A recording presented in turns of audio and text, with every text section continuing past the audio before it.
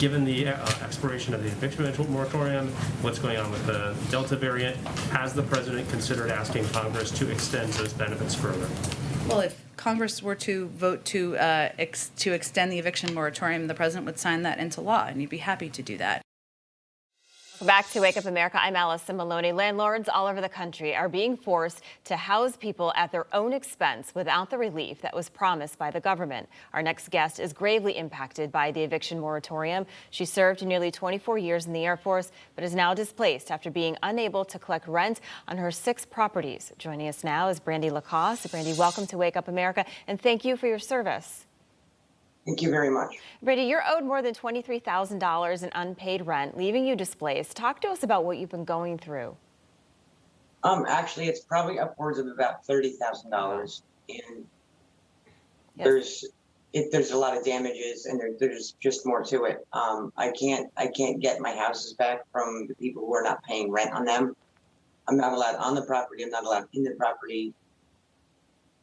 So I tried to get them out so that I can move in, and they're not moving, and they're not paying rent.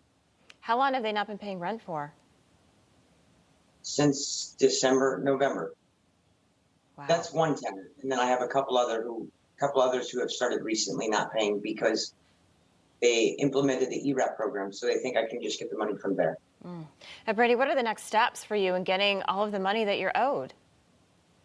Well, the New York State ERAP program is supposed to be paying me the money, but you can never recoup like bills from storage, lawyer fees. Like, who's going to cover all those fees for the landlords? There's so many extra expenses. There's the service of all the papers. There's just so many fees. We'll never be able to recoup the money that we've spent. Yeah, I think a lot of people don't think about those extra expenses. Brandy, there were billions of dollars set aside in the COVID relief bill, for landlords like yourself. But according to the New York Times, about 89% of rental assistance funds have not been distributed. Figures show that a whole lot of money so meant for people like you, and yet you aren't seeing any of it. Who do you think's to blame for this? Well, this is the 4th rental assistance program, I believe, that the government and the state of New York have put out. And I don't think most people are affected by COVID, so they don't qualify. So I think the people that are to blame for it are the government that allows the tenants to live for free, even though they're not affected. They don't have to prove that they're affected by COVID to not get evicted. When the law was originally passed, they just had to sign the hardship declaration. It didn't have to be proved. They could just say that they were affected by COVID, and it just meant they couldn't be evicted. All they had to do was sign the paper. Yeah. So, Because what you were just saying is that you really don't have to show that you don't have a job. You just have to say you were affected by it. A lot of people, they're fully employed, but they just stopped paying the rent because the government, they told them, hey, you know what? You don't have to pay rent. You're not responsible. You live in New York. State lawmakers are expected to hold an emergency session to extend the eviction moratorium.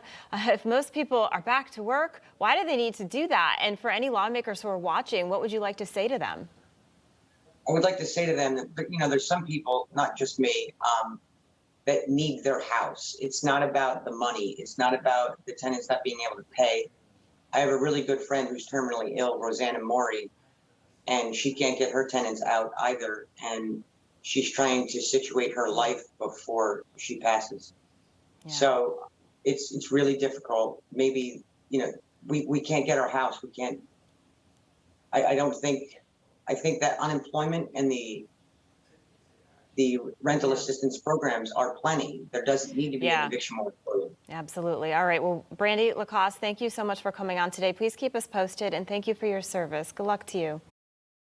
Hey, I'm Rob Finnerty. Thanks for watching. If you enjoyed this video, please join the conversation in the comments below. Don't forget to subscribe, too. Hit the bell icon to be alerted to breaking news. And remember, there's a whole lot more on Newsmax TV, America's fastest growing cable news network. Newsmax TV, we're real news for real people.